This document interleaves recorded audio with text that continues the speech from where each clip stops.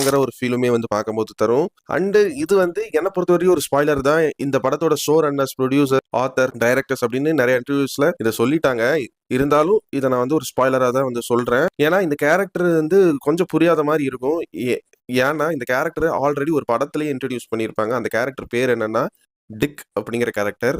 சைனிங்ல அந்த ஃபேமிலி போற ஹோட்டல்ல ஒரு செஃப்பா ஒரு முக்கியமான கேரக்டர்ல நடிச்சிருப்பாரு.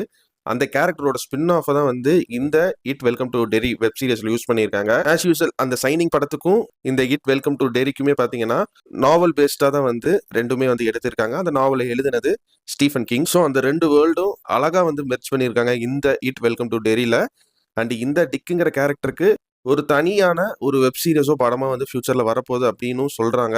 இந்த வெப் சீரிஸ் இன்னும் நீங்க பாக்கலன்னா இந்த டிக் கேரக்டர் வந்து ஒரு சர்ப்ரைஸா வந்து இருக்கும் உங்களுக்கு. பெரிய பாசிட்டிவே பென்னி வைஸா நடிச்ச பில் ஸ்காட்ஸ்காட் தான். இந்த மனுஷன் பிறந்ததே வந்து இந்த